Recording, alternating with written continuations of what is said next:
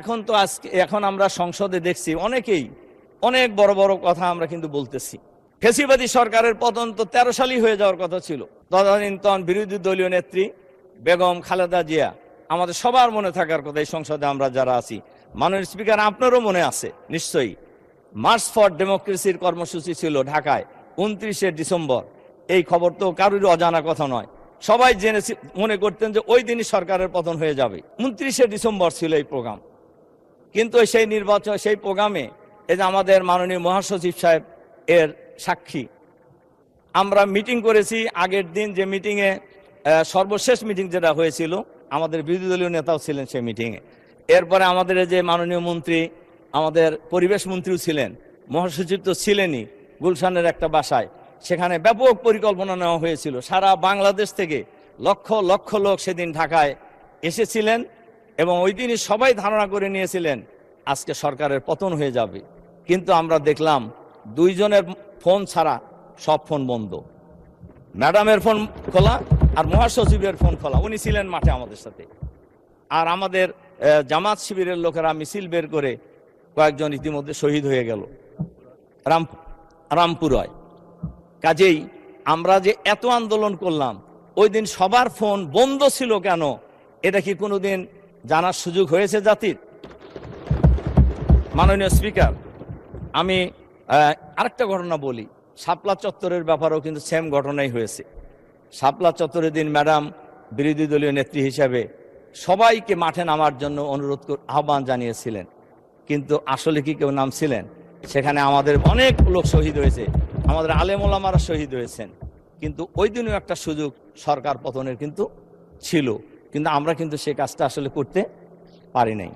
এবং সর্বশেষ আমাদের মহাসচিব মনে থাকার কথা, আমরা প্রস্তাব দিয়েছিলাম যে ম্যাডাম সকাল থেকে কাজের মেয়ে ফাতেমাকে নিয়ে বালির টাকের সামনে পতাকা নিয়ে দাঁড়ায় আছে, অন্তত আমরা চলেন বিএনপি এবং জামাত মিলে একটা মিছিল সেদিকে দেই। কিন্তু সেদিন কিন্তু সেই সুযোগ আমাদের হয় নাই। মাননীয় স্পিকার, এরপরে জুলাই বিপ্লবে অনেকেই অনেক কথা বলেছেন। জুলাই বিপ্লবের বা জুলাই অভ্যুত্থানের একক দাবিদার আমরা কোনো সময় ছিলাম না। আমাদের নেতা, বিরোধী দলীয় নেতাও কোনো সময় বলে নাই যে এটা শুধু আমরাই করেছি। কিন্তু আপনারা নিজেরা বলেন কেন যে আমরা এটা বলছি? আমরা তো বলি নাই কোনো সময় যে এটা আমরা নিজেরা করছি। তার কারণে এই আন্দোলনের সাথে সবাই জড়িত। তবে এটা তো সঠিক, ছাত্ররাই যে আন্দোলন শুরু করেছে এবং ছাত্রদের নেতৃত্বেই আন্দোলনের সমাপ্তি হয়েছে। কাজেই এই আন্দোলনে আমাদের নেতা, বিরোধী দলীয় নেতা ডাক্তার শফিকুর রহমান সাহেব ছাত্রদেরকেও গাইড করেছেন, জামাতকেও গাইড করেছেন। উনি আন্দোলন ওনার জায়গা থেকে যেভাবে গাইড করার দরকার সেভাবে গাইড করেছেন এবং অনেক অঙ্গভঙ্গি করেই বলছেন যে যে যাই বলুক আমরা সংবিধান থেকে এক চুলো নড়ব না। সংবিধান কার জন্য?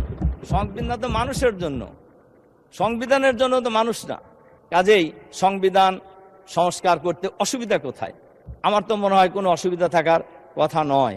এবং আজ এবারে এই সংসদেও বলা হয়েছে, ম্যাডাম কি বলেছিলেন সংবিধানের ব্যাপারে?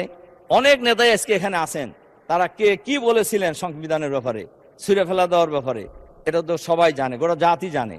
তা আজকে সংবিধান সংস্কার করার ক্ষেত্রে অসুবিধা তো থাকার কোনো কথা নয়, কিন্তু এই জায়গায় কেন অসুবিধা সৃষ্টি করে আমরা এখানে একটা বিপত্তি তৈরি করার চেষ্টা করছি? মাননীয় স্পিকার, কাজেই আমরা আমাদের বক্তব্য পরিষ্কার। এই সময়ে যে পরিবেশ তৈরি হয়েছে, এখানে গণভোটের রায় কার্যকর করলেই সকল সমস্যা সহজেই সমাধান হয়ে যাবে।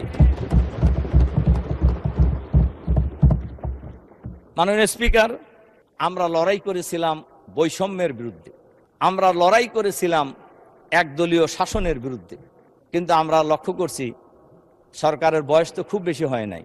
ওনারা বলেছেন 2 মাস, আমরাও বলছি 2 মাস, বেশি দিন হয় নাই। কিন্তু বৈষম্য কি প্রতিষ্ঠা হচ্ছে? ইতিমধ্যেই দলীয়করণ শুরু হয়ে গেছে। সকল বিশ্ববিদ্যালয়ের ভাইস চ্যান্সেলর পরিবর্তন করে দেওয়া হয়েছে। জেলা প্রশাসক জেলা পরিষদে প্রশাসক নিয়োগ করা হয়েছে। বিভিন্ন সিটি কর্পোরেশনে মেয়র নিয়োগ করা হয়েছে, প্রশাসক নিয়োগ করা হয়েছে। এবং সচিবালয় থেকে শুরু করে যে সকল অভিজ্ঞ কর্মকর্তারা ফ্যাসিবাদের আমলে ওএসডি হয়েছিল, আবার এখনো তাদেরকে ওএসডি করা হচ্ছে। কিন্তু আমরা লক্ষ্য করছি ফেসিবাদের দোসর যারা, তারা কিন্তু অন্তর্বর্তীকালীন সরকারের সময় তারা বহাল ছিল, আমরা তখনও বলেছি, এখনো বহাল আছে, এবং তারা সুবিধা মতো পোস্টিংও পাচ্ছে।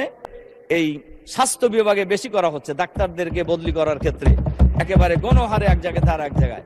শুধু ছোট্ট একটা উদাহরণ যদি দেই বোঝা যাবে, মুগদা মেডিকেল কলেজের প্রিন্সিপালকে ঢাকা মেডিকেল কলেজ বদলি করা হয়েছে, ওখানে জয়েন করতে দেওয়া হয় নাই তাকে।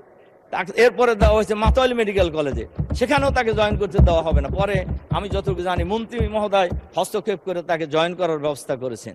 তাহলে কি মন্ত্রীর বাইরেও কারো পাওয়ারফুল লোক আছে বোঝা দিয়েছে, যারা মন্ত্রীর চাইতেও ক্ষমতা রাখে, যেটা কারোর জন্যই, আমাদের জন্য ভালো নয়, দেশের জন্য ভালো নয়।